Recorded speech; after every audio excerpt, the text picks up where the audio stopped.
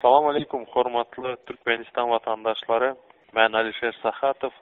Hemmengizler meni как aktivist, blogger, общественный деятель tanıysızlar. Şu neçe nime eden bolsam şu 4 yılın içinde men öz halkıma hakkımız barlığını aydattım.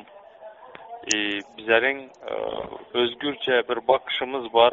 Onu beyan etmeye emmesine çağrış edettim.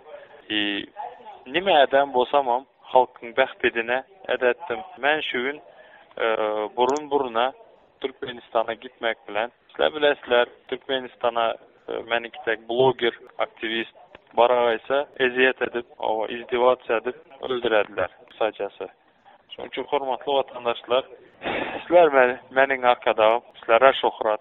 Şu gün sizler kömeğedi bilesizler. Şu gün bizlerin advokatımız deportu durdurma kararını itiraz etti. İnşallah gidimizde niyet ede oturtmuz. Allah razı olsun advokatımızdan elinden hissadı kaygımın ede oturan bizlerin üçün, aktivistler üçün, men Abdullah üçün.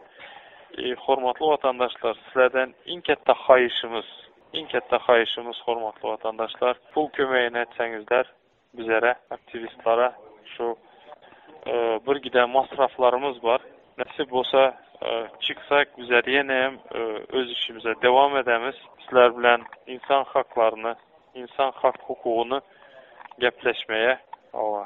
Sizler arkadağımız, sizlere şohrat, hemmenize minnettar. Kime de oturan bulsa, kime etcek bulsa hem. Rahmet hemmenize. Salam hormatly vatandaşlar, men Abdullah Urutov.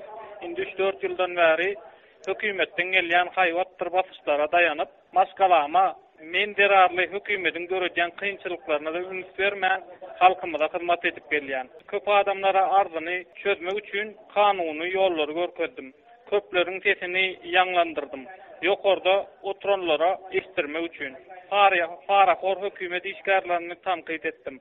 Adalatly hökümet kurmak, ýurdu düzeltmek barada pikirlerimi paylaştım. Yurtda bolýan zatlar hakda hakyky maglumatlary paylaştım. TikTok, YouTube kanallarynda görüp bilersiňiz. Men mundan beýlegem şu işleri öz wagtlarymda seretmän, özüm pulluca işe girip aýgaladasyz durmuşy ýaşamagyň ýerine şu işleri etmene dowam etsek ýöne şu gün sizden bir zerur haýys maňa şu deport Ankara Akyurt deport mägerden çıkmana kömek edin. Men janma Ullakan Gowpawanya sizin hemmeňizden bilýänsiňiz Türkmenistana barsak biz ýaly adamlary gürleýän hem wagt edýän başgalary kömek edýän adamlara näme bolýanyny öz bilen bilýänsiňiz.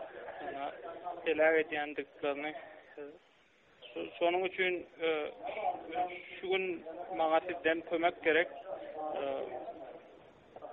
Maňa eliňizden gelen maddi kömegi edip bilersiňiz. Diýjekleriniz bardyr içiňizde senne bir saňana etdikmi diýjekleriniz bardyr içiňizde ýöne egerde biz agda ber bolup şu rejimi ýykmasak, şu adalatsyzlyklara garşy durmasak bu rejim dowam eder. Bizim kanumyz içmäne dowam eder. Bizim şonuň üçin her bir adamy jogapkärçilige çekmegimiz gerek.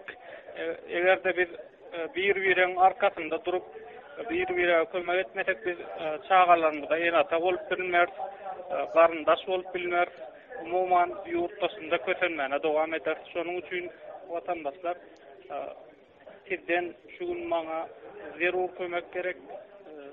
Haýyş edýän kömek edin. Näme kömek etjek bolsaňyz biziň hataplarymyza uğratyp bilersiňiz. Şu wideonyň aşagynda hataplar bolar. Sag bolun.